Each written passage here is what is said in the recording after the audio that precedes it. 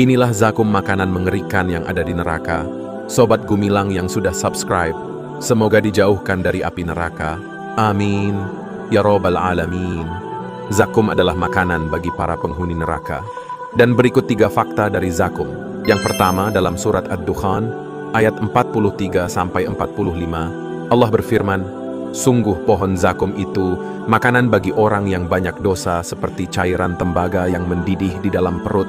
Yang kedua dalam surat As-Saffat ayat 67, Allah berfirman, kemudian sungguh setelah makan buah zakum, mereka mendapat minuman yang dicampur dengan air yang sangat panas.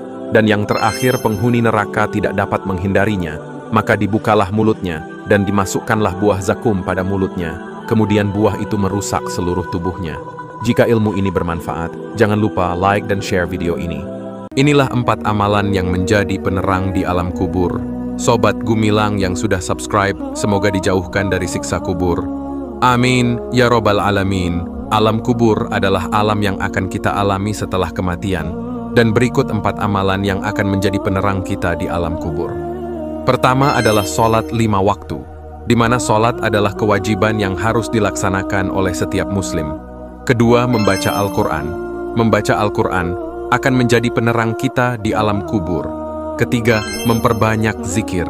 Zikir adalah amalan yang bisa mendekatkan diri kita kepada Allah. Dan terakhir adalah bersedekah. Sedekah akan menjadikan pahala kita terus mengalir meskipun kita telah meninggal dunia. Jika ilmu ini bermanfaat, jangan lupa like dan share video ini agar jarimu menjadi bagian dari kebaikan. Inilah 3 hal yang pernah membuat iblis menangis. Sobat Gumilang yang sudah subscribe, semoga dijauhkan dari api neraka. Amin, ya Rabbal Alamin. Iblis adalah makhluk Allah yang diciptakan dari api dan memiliki sifat yang sangat sombong. Akan tetapi 3 hal ini pernah membuat iblis menangis. Yang pertama, ketika iblis dikutuk dan diusir dari surga oleh Allah karena membangkang saat diperintah untuk sujud kepada Adam. Yang kedua, iblis menangis ketika Rasulullah dilahirkan karena iblis tahu bahwa Rasulullah akan membawa umat manusia ke jalan yang benar. Dan terakhir, iblis menangis saat surat Al-Fatihah diturunkan karena doa tersebut akan menjadi penghalang bagi upayanya untuk menyesatkan manusia dari jalan yang benar. Jika ilmu ini bermanfaat, jangan lupa like dan share video ini. Inilah ibadah paling dicintai Allah, bukan salat, zikir, atau puasa. Sobat Gumilang yang sudah subscribe, semoga selalu diberikan kesehatan. Amin ya Rabbal Alamin. Suatu hari Nabi Musa bertanya pada Allah, ya Allah, dari semua ibadahku, mana yang paling engkau cintai? Apakah salatku? Allah menjawab, salatmu hanya untukmu karena melindungimu dari keburukan. Apakah zikirku? Allah menjawab, zikirmu menenangkan hatimu sendiri. Nabi Musa masih penasaran. Lalu apakah puasaku? Allah menjawab, puasamu hanya untuk melatih dirimu. Akhirnya Nabi Musa bertanya lagi, jadi apa yang paling engkau sukai ya Allah? Allah menjawab, saat engkau membahagiakan orang lain yang sedang kesusahan, aku berada di sampingmu, berbuat baik kepada sesama. Itulah ibadah yang paling dicintai Allah. Jika ilmu ini bermanfaat, jangan lupa like dan share video ini. Inilah jalan rahasia masuk surga. Sobat Gumilang yang sudah subscribe, semoga bisa masuk surga. Amin ya Rabbal Alamin. Pada hari kiamat, ada golongan manusia yang memiliki sayap dan mereka terbang di atas dinding surga. Malaikat penjaga surga bertanya, siapakah kalian? Mereka menjawab, kami umat Nabi Muhammad. Malaikat bertanya lagi, apakah kalian melihat perhitungan amal dan melewati sirat? Mereka menjawab, tidak. Malaikat merasa penasaran, lalu bagaimana kalian mendapatkan derajat ini? Mereka menjawab, kami adalah orang-orang yang beribadah kepada Allah secara rahasia di dunia.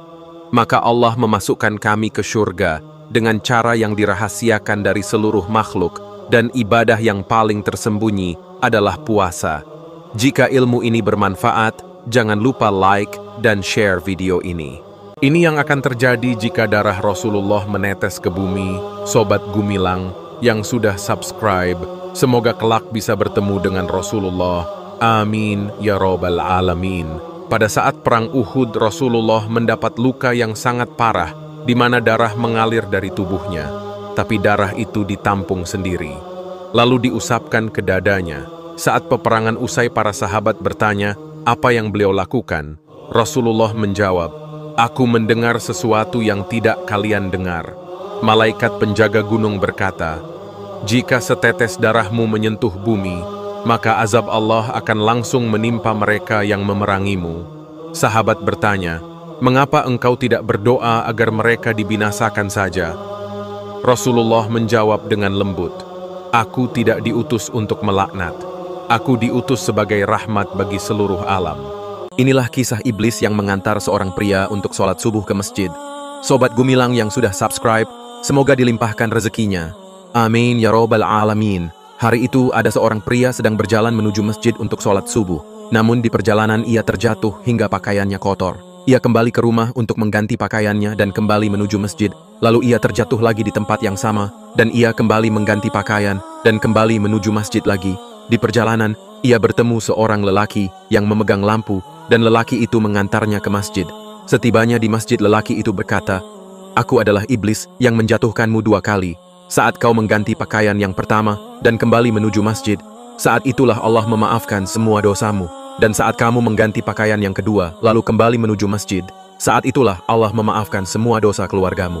Aku takut menjatuhkanmu yang ketiga kalinya, karena saya takut jika Allah akan memaafkan semua dosa penduduk kampungmu, maka aku pastikan kau sampai ke masjid dengan selamat. Jika ilmu ini bermanfaat, jangan lupa like dan share video ini. Inilah alasan mengapa Rasulullah tidak pernah azan. Sobat Gumilang yang sudah subscribe, semoga kelak bisa bertemu dengan Rasulullah. Amin ya robbal alamin. Dalam sebuah kitab yang dibahas oleh para ulama fiqih, salah satunya disebutkan oleh Imam Al-Hisab dalam kitabnya menyebutkan, andaikan Rasulullah sendiri yang mengumandangkan azan, dan beliau mengucapkan hayya 'alas salah, tapi ada umat yang tidak segera memenuhi panggilan itu, maka mereka bisa termasuk orang-orang yang menolak perintah Rasulullah dan bisa terkena azab. Allah sudah mengingatkan dalam surat An-Nur ayat 63, hendaklah orang-orang yang menyalahi perintah Rasul takut akan ditimpa fitnah atau azab yang pedih. Jika ilmu ini bermanfaat, jangan lupa like dan share video ini agar jari kalian menjadi bagian dari kebaikan. Inilah ucapan iblis terakhir yang membuat para pengikutnya menangis. Sobat Gumilang, siapa nih yang tahu nama asli dari iblis? Jangan lupa komen ya. Saat hari perhitungan, orang kafir akan dimasukkan ke dalam neraka. Dan pada saat itu, iblis berdiri di hadapan para pengikutnya. Lalu ia berkata, sesungguhnya Allah menjanjikan kepadamu janji yang benar, dan aku pun menjanjikan kepadamu. Akan tetapi, aku mengingkarinya. Sedikitpun aku tidak memiliki kekuasaan terhadapmu, kecuali hanya sekedar membisikkanmu, dan kamu mengikuti bisikanku. Oleh karena itu, janganlah kamu mencercaku, tetapi cercalah dirimu sendiri. Aku tidak dapat menjadi penolongmu, dan kamu pun tidak dapat menjadi penolongku. Sesungguhnya aku tidak membenarkan perbuatanmu untuk menyekutukan aku dengan Allah sejak dahulu. Mendengar ucapan iblis, maka seluruh penghuni neraka pun menangis dan menyesal, namun semua tidak ada gunanya. Jika ilmu ini bermanfaat, jangan lupa like dan share video ini. Inilah ucapan iblis terakhir yang membuat para pengikutnya menangis. Sobat Gumilang, siapa nih yang tahu nama asli dari iblis? Jangan lupa komen ya. Saat hari perhitungan, orang kafir akan dimasukkan ke dalam neraka. Dan pada saat itu, iblis berdiri di hadapan para pengikutnya. Lalu ia berkata, sesungguhnya Allah menjanjikan kepadamu janji yang benar, dan aku pun menjanjikan kepadamu. Akan tetapi, aku mengingkarinya. Sedikitpun aku tidak memiliki kekuasaan terhadapmu, kecuali hanya sekedar membisikkanmu, dan kamu mengikuti bisikanku. Oleh karena itu, janganlah kamu mencercaku, tetapi cercalah dirimu sendiri. Aku tidak dapat menjadi penolongmu, dan kamu pun tidak dapat menjadi penolongku. Sesungguhnya aku tidak membenarkan perbuatanmu untuk menyekutukan aku dengan Allah sejak dahulu. Mendengar ucapan iblis, maka seluruh penghuni neraka pun menangis dan menyesal, namun semua tidak ada gunanya. Jika ilmu ini bermanfaat, jangan lupa like dan share video ini. Inilah makanan yang dikonsumsi oleh jin kafir dan jin muslim. Sobat Gumilang yang sudah subscribe, semoga bisa masuk surga. Amin ya robbal alamin. Jin memiliki kesamaan seperti manusia, ia membutuhkan makanan dan juga minuman. Dalam sebuah hadis, sekelompok jin muslim datang menemui Rasulullah, lalu mereka meminta makanan halal kepada beliau, dan kemudian beliau pun bersabda, "Makanan halal kalian adalah semua tulang hewan yang disembelih dengan menyebut nama Allah. Dan ketika tulang itu kalian ambil, maka tulang tersebut akan penuh dengan daging. Sedangkan jin kafir memiliki makanan yang berbeda. Ia memiliki makanan favorit, yaitu sesajen yang biasanya diberikan oleh manusia yang diletakkan di tempat tertentu. Dan jin kafir juga memakan makanan manusia, yaitu di mana makanan yang dimakan tanpa menyebut asma Allah." Jika ilmu ini bermanfaat, jangan lupa like dan share video ini. Inilah teriakan Fir'aun ketika tenggelam di laut, Sobat Gumilang. Siapa nih yang tahu nama laut yang dibelah Nabi Musa? Jangan lupa komen ya. Saat Fir'aun mengejar Nabi Musa melewati laut yang terbelah, tiba-tiba air bergemuruh dan menggulung Fir'aun. Saat kematian di depan mata, Fir'aun berkata sebanyak 70 kali, "Wahai Musa, tolonglah aku." Namun Nabi Musa tidak menghiraukannya. Kemudian Allah berfirman, "Wahai Musa, Fir'aun meminta pertolongan kepadamu 70 kali, dan engkau tidak menolongnya. Demi keagunganku dan kemuliaanku, jika saja ia meminta tolong kepadaku sekali saja, maka ia akan mendapatiku dekat padanya, dan terkabul permintaannya." Hal ini membuktikan bahwa kasih sayang Allah begitu besar, bahkan untuk manusia paling zalim sekalipun seperti Fir'aun. Jika ilmu ini bermanfaat, jangan lupa like dan share video ini. Inilah penghuni neraka yang kelaparan dan meminta makanan ke penghuni surga. Sobat Gumilang yang sudah subscribe, semoga dijauhkan dari api neraka.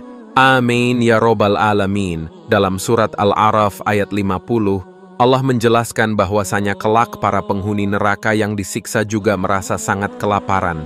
Lalu mereka mencoba meminta makanan kepada penghuni surga sambil berkata, "Tuangkanlah sedikit air kepada kami, atau rezeki apa saja yang telah Allah Ta'ala karuniakan kepadamu." Kemudian para penghuni surga berkata, "Sungguh, Allah mengharamkan keduanya bagi orang-orang kafir." Kemudian para penghuni neraka menjadi sangat menderita dan kelaparan hingga mereka terpaksa memakan pohon berduri yang ada di dalam neraka. Dan setelah memakannya, maka mendidihlah apa yang ada di dalam isi perutnya. Na'udzubillah. Jika ilmu ini bermanfaat, jangan lupa like dan share video ini.